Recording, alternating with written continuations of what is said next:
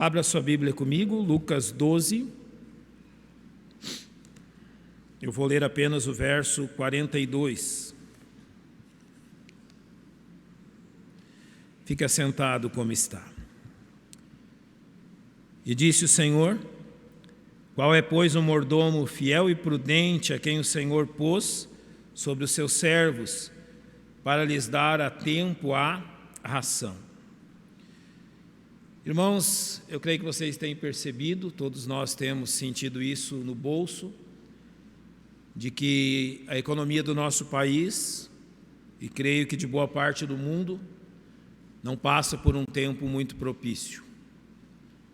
Temos provado o aumento de preços, o aumento do combustível, o aumento de muitos gastos, uma pequena ou inexistente elevação nos ganhos. Ou seja, nós estamos vivendo tempos difíceis quanto à economia, e aquilo que se apresenta ao olharmos para frente não parece ser algo muito animador em relação a isso. Eu tenho procurado nos cultos de domingo pela manhã falar-lhes sobre temas contemporâneos, sobre temas atuais, de acordo com a luz da palavra de Deus. Semana passada nós tratamos daquilo que a Bíblia tem a nos dizer sobre o suicídio. Em outros momentos tratamos sobre a crise no Afeganistão, a vacina e outros assuntos. E hoje o que eu quero lhes dizer é sobre o comportamento do cristão em meio a um tempo de crise. Como a Bíblia nos chama a viver num mundo em crise, mas em um mundo tão instável. Eu creio que nós devemos ser prudentes ao falar disso, exatamente porque aquilo que a Bíblia diz a respeito de vivermos num mundo tão instável economicamente não é diferente daquilo que ela diz sobre vivermos num mundo onde as coisas estão indo bem. Eu sei que cada um de nós tem as suas dificuldades. Nós não podemos generalizar as coisas. Nós temos que observar caso por caso. As regras econômicas, elas são gerais, e não são de regras econômicas que eu quero falar. As questões contábeis, elas são fixas, e não são de questões contábeis. A maioria de vocês sabe muito mais sobre esses assuntos do que eu, e é muito melhor preparado do que eu para falar disso. Eu não quero dar uma aula de contabilidade, nem de economia doméstica. Eu quero entender como a palavra de Deus ensina eu e você, dentro de esta quantidade enorme de situações diferentes que vivemos, a andar como isto que o verso 42 diz: mordomos fiéis e prudentes. Isso é o que nos interessa. Como se comporta um mordomo fiel e prudente em meio à situação que nós estamos vivendo? Repito, não é uma aula de economia. É realmente uma instrução de sabedoria espiritual. Qual é a sabedoria que os cristãos devem mostrar em meio a esse período? É a sabedoria de mordomos fiéis, porque é isso que nós somos.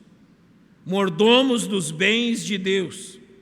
Alguém colocado sobre a mordomia, a dispensação, um procurador dos bens de Deus, um mordomo fiel e prudente nas coisas do Senhor. É isso que a Bíblia tem a nos ensinar, e é isso que a Bíblia nos incentiva, independente do tempo que nós vivamos. Então eu quero colocar-lhes 10 questões espirituais práticas a respeito de tempos difíceis, como aqueles que se avizinham de nós. Qual é o comportamento do mordomo fiel e prudente? E como isso pode ser aplicado na nossa vida diária, diante daquilo que nós estamos vendo, que está presente, está se aproximando sobre o nosso país. A primeira grande regra do mordomo fiel e prudente é que ele reconhece que todas as coisas pertencem a Deus e isso não muda. Em qualquer tempo, tudo é de Deus. Em qualquer tempo, aquilo que você diz ser seu, nunca foi seu. Ele sempre pertenceu a Deus. Nós nunca fomos donos de absolutamente nada. E aquilo que Eclesiastes 5,15 diz: como saiu do ventre de sua mãe, assim nu tornará, indo-se como veio, e nada tomará do seu trabalho que possa levar na sua mão. Assim é a nossa vida. Somos temporariamente responsáveis pelo que nos pertence, porque ao dizermos que nos pertence de forma temporária, reconhecemos que no final das contas pertence ao nosso Deus. 1 Timóteo 6,7 diz: porque nada trouxemos para este mundo, e manifesto é que nada podemos levar dele, sejam em tempos de crise, sejam em tempos de bonança, tudo parte deste princípio: nada é meu, nada é seu, tudo está presente nas mãos e pertence ao nosso Deus. Como se comporta um mordomo fiel e prudente, reconhecendo que todas as coisas pertencem ao nosso Deus, de acordo com aquilo que 1 Crônicas 29, 11 e 12 estabelece. Ao povo de Israel é dito: tua é, Senhor, a magnificência e o poder, e a honra e a vitória e a majestade, porque teu é tudo quanto há nos céus e na terra. Teu é, Senhor, o reino, e tu te exaltaste por cabeça sobre todos, e riquezas e glória vêm de diante de ti, e tu dominas sobre tudo, e na tua mão há força e poder, e na tua mão está o engrandecer e o dar força a tudo. Ou seja, antes da crise, antes do poder da crise, vem o poder do nosso Deus, para manter, para dar e para tirar. Nunca incorra no erro de tratar o que está momentaneamente nas suas mãos como se fosse seu. É a primeira questão. A segunda envolve aquilo que neste tempo de crises muitos tentam driblar. Vivemos em um mundo, vivemos em um país onde há regras, onde há leis, onde há autoridades. O bom, fiel mordomo, ele se submete a essas autoridades, estas regras. Por mais que em determinados momentos pareçam esdrúxulas, pareçam realmente infiéis e injustas, mas nós não vamos prosperar indo contra aquilo que é estabelecido a todos. E mesmo que não respeitar as regras seja comum entre os homens incrédulos, isso não faz parte de quem nós somos. Então, acima de tudo, viva dentro da lei. É em Romanos 13 que nós aprendemos que toda alma esteja sujeita às autoridades superiores, porque não há autoridade que não venha de Deus, e as autoridades que há foram ordenadas por Deus. Em 1 Pedro 2, Pedro diz: sujeitai-vos, pois, a toda ordenação humana por amor ao Senhor, quer ao rei como superior, quer aos governadores como que por eles enviados, para castigo dos malfeitores e para louvor dos que fazem o bem. Então o mordomo fiel se submete às leis estabelecidas, desde que, é a única exceção, estas leis não vão contra aquilo que Deus já estabeleceu. Então cumpra as leis, cumpra as regras, não encontre atalhos, não busque meios mais fáceis. O mesmo Deus que te sustenta na bonança é o Deus que te sustentará em meio às dificuldades, e não é burlando as regras que você será abençoado. Seja fiel. Em terceiro lugar, o tempo que nós vivemos é um tempo propício a buscar conselhos. É muito ruim quando alguém de nós se considera sábio em tudo e capaz em tudo. Nós não conhecemos tudo, e mesmo aqueles que são formados em economia, em contabilidade e que têm todo o conhecimento nessas questões, também carecem de conselhos quanto a como viver diante dessa circunstância uma vida espiritual saudável. Provérbios 12:15 diz: o caminho do insensato é reto aos seus próprios olhos, mas o que dá ouvidos ao conselho é sábio. Sim, o caminho do insensato é certo apenas a seus próprios olhos. No capítulo 19, verso 20 é dito: ouve o conselho, recebe a correção, para que no fim seja sábio. Ou seja, havendo coisas a corrigir, e você está sendo aconselhado a corrigir, o corrija. É sábio ouvir conselhos. E finalmente o capítulo 15, verso 22 diz: quando não há conselhos, os planos se dispersam, mas havendo muitos conselheiros, eles se firmam. Então tenha os ouvidos abertos a ouvir conselhos. Em quarto lugar, haja com absoluta integridade e honestidade. O padrão bíblico para o mordomo fiel é este. Lucas 16:10 diz: quem é fiel no mínimo, também é fiel no muito. Quem é injusto no mínimo, também é injusto no muito. Alguma atitude de desonestidade incomodando sua consciência? Você tem alguma atitude de desonestidade para acertar? Decida acertar, ore e haja. Esse é o caminho de Deus. Conserte que precise ser concentrado. Arrependa-se, peça perdão ao Senhor. Confesse o seu pecado àqueles a quem você causou dano e faça o possível para restituir o dano causado. Porque Provérbios 28:18 diz: o que anda sinceramente salvar-se-á, mas o perverso em seus caminhos cairá logo. Ou seja, é exigido do mordomo que viva uma vida de absoluta honestidade. Em quinto lugar, trabalhe de forma diligente. A orientação bíblica é para que o mordomo de Deus trabalhe arduamente e com diligência. Provérbios 12:24 diz: a mão dos diligentes dominará, mas os negligentes serão tributários. Qual é a ordem bíblica aos crentes? Trabalhe duro, sempre e constantemente. Aos salvos é dito que coloquem suas mãos ao trabalho. Paulo diz em 2 Tessalonicenses 3: porque quando ainda estávamos convosco, vos mandamos isto, que se alguém não quiser trabalhar, não coma também. Porquanto ouvimos que alguns entre vós andam desordenadamente, não trabalhando, antes fazendo coisas vãs. A esses tais, porém, mandamos e exortamos por nosso Senhor Jesus Cristo, que trabalhando com sossego, comam o seu próprio pão. Você está empregado? Não busque sair do seu emprego. Você tem um negócio? Procure fazê-lo prosperar da melhor forma. Trabalhe arduamente, sem esquecer dos seus compromissos com Deus e com sua família. Trabalhe de forma séria, constante. Ame o trabalho. Salvos são aqueles que amam o trabalho, que realmente estão dispostos a andar conforme Deus quer que andem.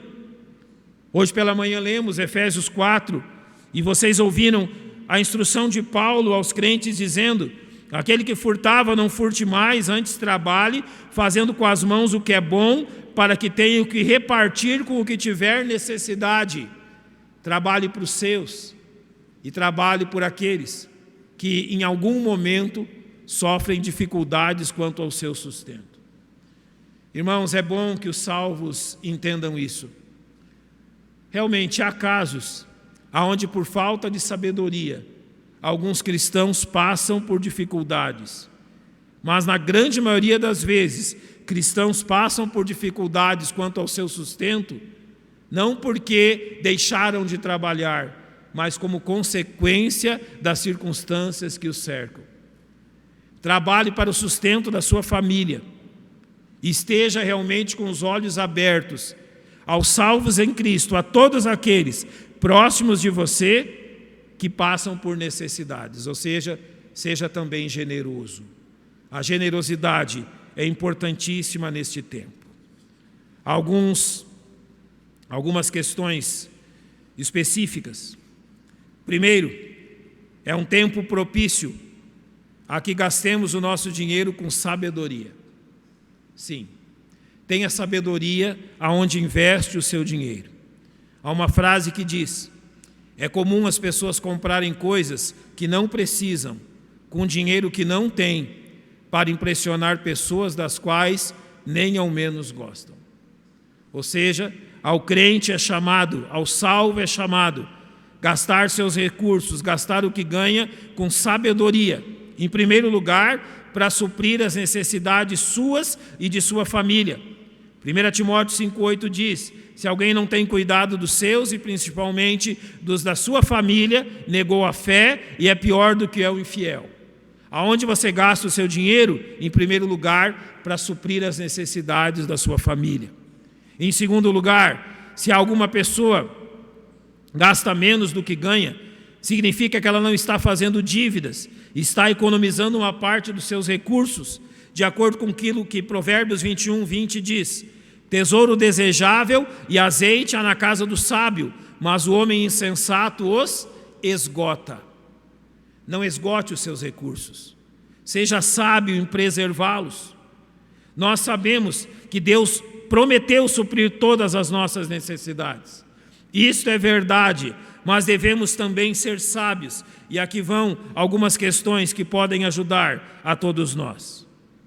É importantíssimo, salvos, terem um orçamento quanto aos seus ganhos e quanto aos seus gastos. Use de um orçamento. Saiba onde está indo o seu dinheiro. Em segundo, neutralize seu impulso consumista. Comprar é bom? Dizem que sim. Mas não significa que eu tenho que comprar tudo aquilo que minha alma deseja. Tenho tempo certo para tudo. Tenho tempo certo para cada coisa. Num tempo como o nosso, evite comprar a crédito. Sim, evite isso. Não comprometa sua renda futura. Jamais compre algo por impulso. Seja satisfeito com o que você tem. E antes de comprar qualquer coisa, faça a si mesmo algumas perguntas.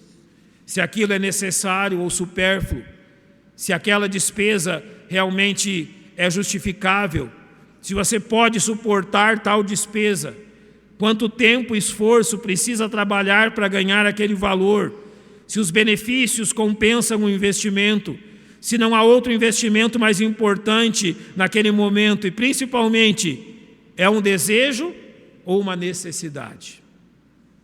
Em sétimo, evite a todo custo dívidas. Nós vivemos um tempo onde nós devemos evitar a todo custo entrarmos em dívida. Romanos 13:8 diz: a ninguém devais coisa alguma, a não ser o amor com que vos ameis uns aos outros, porque quem ama aos outros cumpriu a lei. E Provérbios 22:7 diz: o rico domina sobre os pobres, e o que toma emprestado é servo do que empresta. Por que evitar dívidas? Quem de nós pode garantir que não há chance alguma de perder sua renda?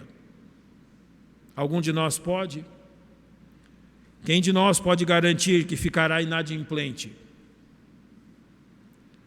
Nós devemos muito bem, nesse tempo, calcular o quanto nos é cobrado de juros naquilo que adquirimos e de quantos valores podem ser despendidos simplesmente para pagar os juros, por exemplo, do cartão de crédito ou do limite especial da conta bancária. Você já procurou colocar na ponta da caneta quanto os bancos lhe cobram pelo cartão de crédito que lhe fornece, pelo limite de crédito que lhe fornece, pela sua conta corrente? Sabe, não é vergonhoso ir no banco. Alguns meses atrás eu precisei fazer isso e dizer que aquilo que eles estavam cobrando da minha conta era algo injusto, porque eu não usava os serviços deles. Me procuraram de todas as formas convencer que eu mantivesse aquele custo. Ele não era um custo alto, mas também não era um custo justo. O que eu disse ao gerente foi: certo, o senhor está dizendo que é um valor baixo, mas some isso em 12 vezes e veja quanto que eu estou lhes pagando no ano, simplesmente para ter benefícios que eu não uso. O questionei e exigi que tirassem. Eu não quero aqueles benefícios, tais benefícios. Se você colocar na ponta da caneta quanto você gasta pagando a anuidade de cartão de crédito, anuidade da conta corrente, anuidade disso e daquilo, taxa disso e daquilo, talvez você se surpreenda.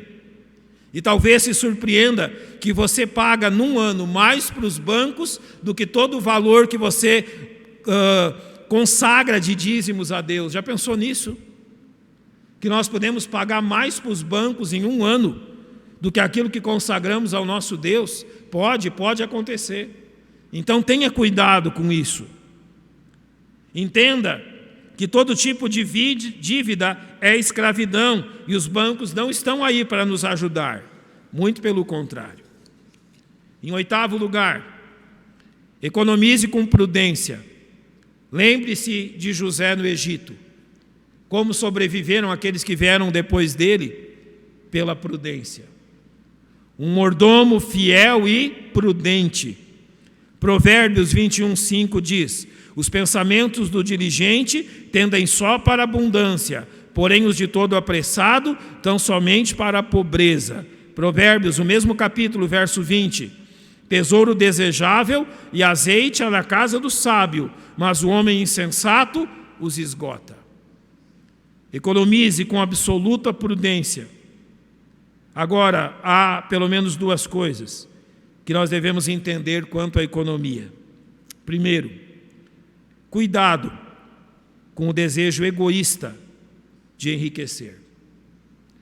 Talvez muitos de nós possamos cair no erro de economizar a tal ponto que nós fazemos sofrer a nossa família.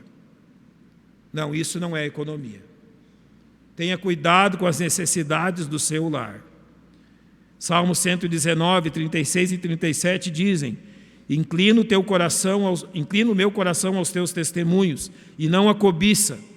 Desvia os meus olhos de contemplarem a vaidade e vivifica-me no teu caminho. Então, cuidado com a ganância egoísta.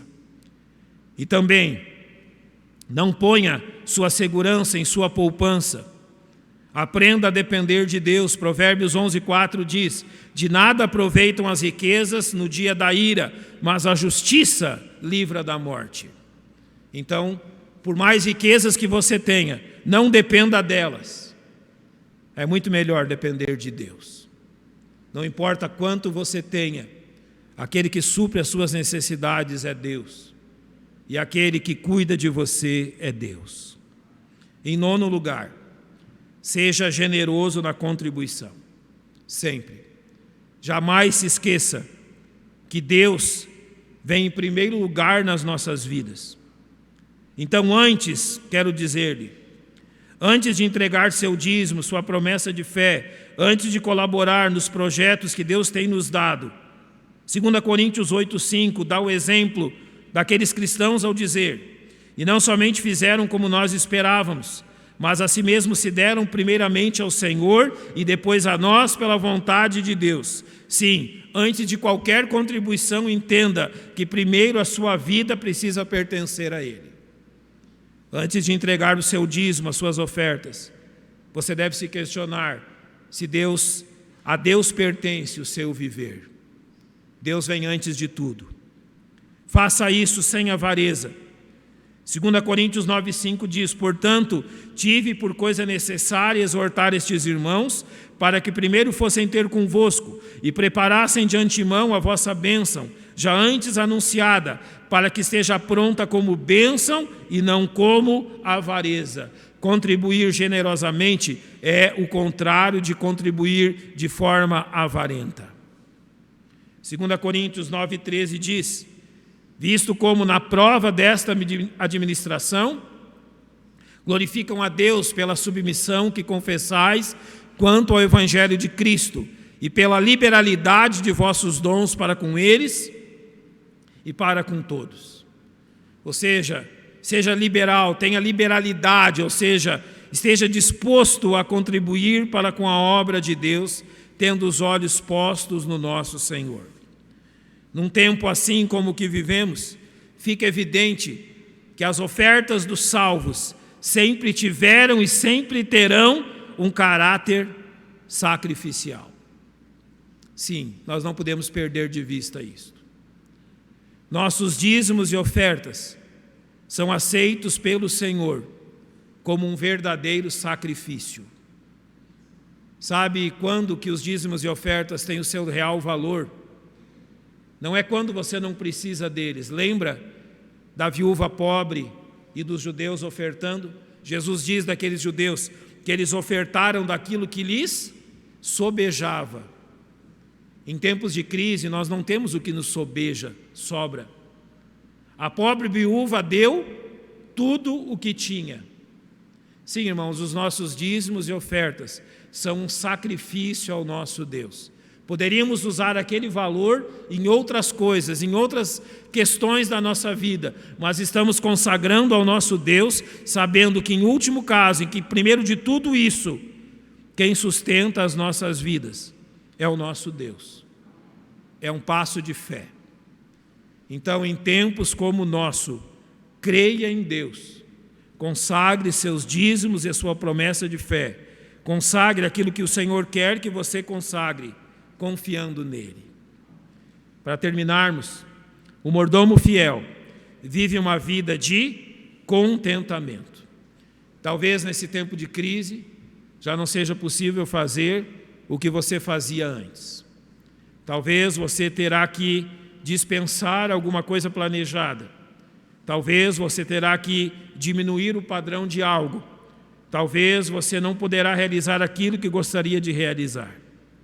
Em Hebreus 13:5 é dito: sejam vossos costumes sem avareza, contentando-vos com o que tendes, porque ele disse: não te deixarei, nem te desampararei. Deixa eu lhe fazer constatar algo. É no tempo de crise, e não no tempo de bonança, que as pessoas desse mundo mais procuram ostentar aquilo que não são. É no tempo de crise, e não no tempo bom, que as pessoas deste mundo desejam ostentar uma riqueza que não têm, dinheiro que não possuem, um poder que não têm, que não lhes atinge, querem os melhores carros, as melhores roupas, os melhores restaurantes, para mostrar que a crise atinge todos, menos a eles, para mostrar que a fraqueza dos outros não é a fraqueza deles. Irmãos, não caiamos nessa armadilha, sejamos simples, humildes e prudentes. Nos últimos tempos já não é possível fazer um churrasco com aqueles melhores cortes de carne que a gente gostaria de fazer. Nem sempre é possível ir no açougue e comprar aquela carne que parece sorrir para você. A gente deixa isso para ocasiões muito, muito especiais. Mas deixa-lhe permitir dizer algo. Não é a carne que está na mesa que mostra o valor daquilo que acontece ali. De nada adianta ter o melhor corte de carne se aqueles que você mais ama não estão ali compartilhando com você. É melhor a carne moída com macarrão. E eu gosto de carne moída com macarrão. É melhor a carne simples e o prato simples, vivendo em paz e com aqueles que você ama, debaixo do cuidado de Deus, do que uma ostentação desnecessária para agradar simplesmente a carne. Viva uma vida de contentamento. Eu quero ler o que Paulo escreveu em Filipenses 4. Não digo isto como por necessidade, porque já aprendi a contentar-me com o que tenho. Sei estar abatido, sei também ter abundância. Em toda maneira e em todas as coisas estou instruído, tanto a ter fartura como a ter fome, tanto a ter abundância como a padecer necessidade. Posso todas as coisas em quem? Em Cristo que me fortalece. Cristo prometeu fortalecer-nos.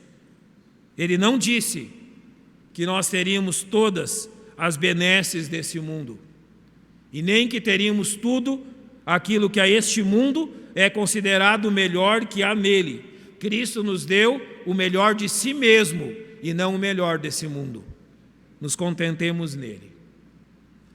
Eu acho que muitos de vocês passaram aquilo que eu passei na minha infância também.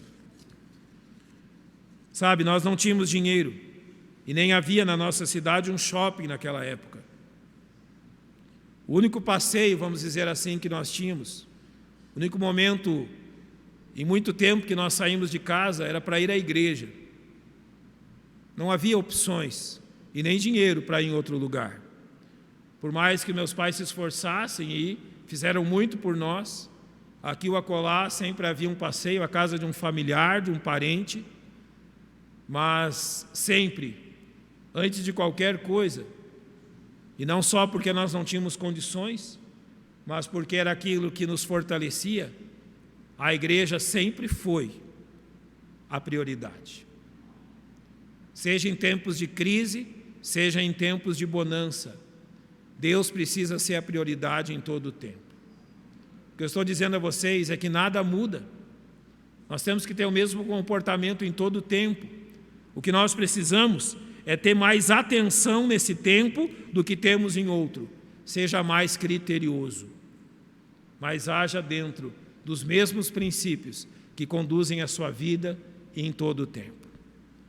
Se esse período difícil passar daqui a algum tempo, estaremos livres de dificuldades. Se ele não passar, Deus continuará a nos sustentar.